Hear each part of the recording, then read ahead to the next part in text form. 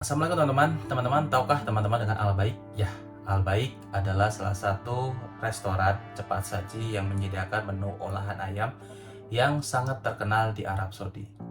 Keterkenalan Al-Baik ini bahkan sampai dirasakan oleh jamaah haji dan umroh.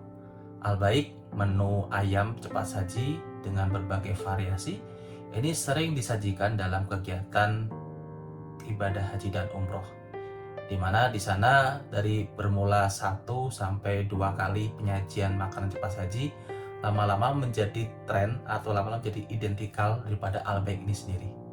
Hingga akhirnya semua atau orang-orang yang setiap kali ke umroh atau melakukan ibadah haji paling tidak harus nyobain nih Al-Baik. Lama-lama jadi trendsetter nih, malah ibadah haji dan umroh kalian kerasa kayak ada yang kurang lengkap jika kalian tidak mencicipi yang namanya ayam Al-Baik ini. Saking terkenalnya Al-Baik ini teman-teman, bahkan orang-orang yang belum umroh pun itu juga pengen banget nih nanti kalau saya umroh gitu, atau teman-teman yang mau naik ibadah haji, nanti kalau misalkan saya ibadah haji nih, saya bakal pengen nyobain Al-Baik juga, seperti itu. Saking terkenalnya Al-Baik ini, bahkan lama-kelamaan dikenal sebagai produk mancanegara lintas negara. Kemarin bahkan di Indonesia pun juga dibuka cabangnya Al-Baik. Jadi kalau misalkan orang barat bisa mendewakan atau melegitimasi fried chicken mereka dengan KFC, maka Timur Tengah atau negara-negara Arab membanggakan Al-Baik mereka sebagai produk daripada fried chickennya Timur Tengah atau fried chickennya Arab Saudi. Namun tahukah teman-teman bahwa ada cerita menarik tentang Al-Baik ini? Sekali lagi ini bukan tentang strategi bisnis, marketing, branding, dan sebagainya. Tidak, saya tidak akan membahas itu. Saya tidak sehebat Dr. Indra Nugroho, jadi saya akan membagikan sebuah cerita di mana ada rahasia sukses di balik Al-Baik ini yang justru bisa kita terapkan di kehidupan kita sehari-hari.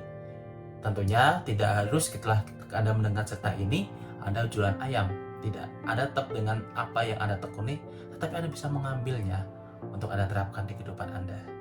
Al-Baik ini bermula di tahun 1974 teman-teman. Cukup lama memang sejarahnya, sekitar 50-an tahun yang lalu. Di mana waktu itu ada seorang laki-laki bernama Sahur Abu Khozala yang tinggal di Jeddah atau Saudi Arabia.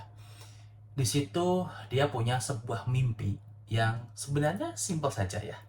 Dia ingin punya sebuah usaha makanan di mana di situ memenuhi 3 unsur utama. Yang pertama adalah kualitasnya yang sangat bagus, yang kedua adalah harganya yang terjangkau, dan yang ketiga adalah tempatnya yang menarik. Karena terpengaruh oleh 3 hal ini, produknya yang bagus, harga terjangkau, dan tempat yang menarik, maka Sahur Abu Ghazala ini kemudian mulai meracik, memimpikan. Akhirnya ditemukanlah bahwa dia akan menjual makanan dengan bahan dasar ayam.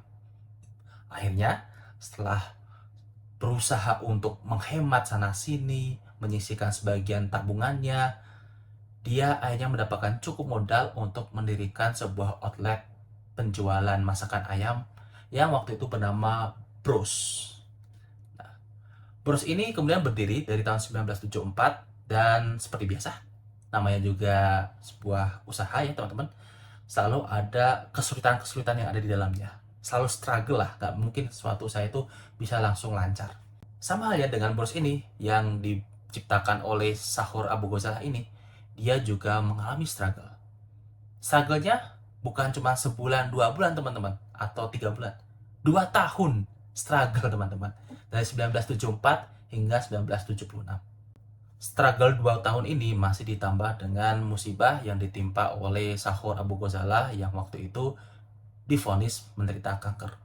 Akhirnya dengan vonis itulah si Sahur Abu Ghazala kemudian sakit. Dia harus berjuang melawan penyakit kanker yang menghidap di dirinya, dan akibatnya usahanya juga menjadi pasang surut. Hingga akhirnya pada tahun 1976 Sahur Abu Ghazala qadarullah dipanggil Allah Subhanahu wa taala. Beliau wafat dan akhirnya Bros ini mandek. Namun teman-teman, Sahur Abu Ghazala ini punya 2 orang anak yang bernama Ihsan dan Rami. Ihsan dan Rami ini, 2 anak dari Sahur Abu Ghazala ini, dia bisa melihat atau dia bisa punya keinginan dua orang ini mewujudkan cita-cita ayahnya yang gagal, yaitu tadi menciptakan sebuah restoran makanan yang memenuhi 3 standar: harga yang terjangkau, kualitas produk yang tinggi, dan tempat yang menarik. Akhirnya dilanjutkanlah impian dari mendiang ayahnya ini untuk menciptakan restoran tersebut. Namun seperti biasa, karena posisinya memang lagi mandek banget gitu, si Ilham dan Rami ini kebingungan teman-teman, bagaimana dia harus memulainya. Akhirnya mereka harus terlebih dahulu berjuang memulai lagi dari awal. Karena kematian dari sang ayah ini membuat hak agensinya dicabut, likuidasi aset, dia juga harus membayar utang-utangnya, kemudian dia harus mencoba untuk mempersingkat alur bisnis produksi ayam ini, dan juga dia harus menekan biaya setekan-tekannya atau semurah-murahnya. Nah, karena dua orang ini kemudian berusaha keras, akhirnya lambat laun dari yang sebenarnya struggle, Bros ini bisa sukses teman-teman. Dan dia bisa menjadi sebuah restoran yang dapat berkompetisi dengan restoran ayam lainnya. Apakah kendala berhenti sampai di sini? Tentu tidak teman-teman. Banyak sekali kompetitor-kompetitornya yang kemudian mengcopycat atau meniru-nirukan nama Bros ini. Jadi banyak sekali ini, bahkan anaknya pernah bercerita, Isa Daram ini, setidaknya ada 400 outlet atau 400 warung ayam. Itu namanya memakai nama Bros semua teman-teman. Karena memang dulu ayahnya Pak Sakur ini juga tidak mendaftarkan untuk mendapatkan lisensi ya atas nama restoran ayamnya ini. Nah akhirnya atas inisiatif kedua anaknya kemudian didaftarkanlah semacam haknya Saudi Arabia lah ya, dan akhirnya diubahlah nama Bros ini menjadi nama baru, yaitu Al Baik. Nah, Al Baik yang kita kenal sampai sekarang ini. Akhirnya Al Baik ini sukses teman-teman ya. Jadi dia ketika ditangani oleh ayahnya nggak begitu sukses, pindah ke anaknya, tiba-tiba perlahan-lahan mulai nih bisa bangkit, bisa bersaing, berkompetisi. Dan memang karena anaknya ini juga sosok yang kerja keras, tekun, ulet, pantang menyerah, rajin, pokoknya semuanya adalah sifat wirausahanya. Akhirnya berkembanglah, sukses ini Al Baik sampai dengan yang kita kenal sekarang. Bahkan sekarang pun juga buka cabang di Indonesia. Nah, teman-teman, kesuksesan Al Baik ini kemudian jadi pertanyaan, sebenarnya apa sih yang menyebabkan dia sukses gitu? Kalau kita ngomongin tentang strategi marketing, kemudian branding, ya itu juga perusahaan lainnya juga sama gitu loh. Banyak juga kompetitor-kompetitor lainnya juga sama. Tetapi faktanya adalah Al Baik ini, dia membuka banyak cabang. Dan meskipun di setiap cabang yang dia buka, itu ada kompetitor ayam lain gitu kan. Misalkan K titik-titik gitu kan. Itu tetap ya, orang-orang tetap memilih Al Baik daripada restoran-restoran ayam yang lain. Usut punya usut, dicek punya dicek, ternyata ada satu hal menarik teman-teman. Apakah hal itu? Ternyata mendiang ayahnya itu dulu pernah punya satu prinsip simple. Apa prinsipnya? Ya, dia punya prinsip bahwasanya setiap kali Al Baik atau makanan ayamnya ini kejual, dibeli oleh pembeli, dia akan otomatis menyisihkan 1 rial dari penjualnya untuk disodakohkan. Nah, itu adalah pemikiran dari mendiang ayahnya.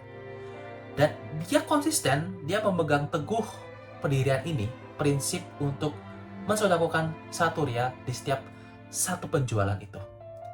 Meskipun kondisinya seperti apapun ya, meskipun waktu itu dia mengalami struggle, sulit balik modal, untungnya sedikit, tetap aja prinsip ini dia pegang, si ayah ini, si mendiang ayah ini dia pegang, dia ingin laksanakan dengan sungguh-sungguh dan dia tunaikan prinsip ini. Akhirnya ketika si ayah berpulang ke rumah tua dan dilanjutkan oleh si anak ini, si Isa dan Rami ini, dia melakukan penghormatan atas cita-cita ayahnya dan juga prinsipnya tadi, sehingga prinsip menyisihkan 1 rial untuk disodakohkan di setiap satu penjualan ayam ini mereka teruskan oleh kedua anak ini. Dan itulah yang membuat Al Baik menjadi luar biasa sampai sekarang. Banyak sekali cabangnya sampai di mana-mana. Subhanallah, luar biasa bukan? Nah, apa yang bisa kita ambil pelajaran dari hal ini? Mungkin menurut saya inilah yang disebut dengan yang namanya barokah teman-teman.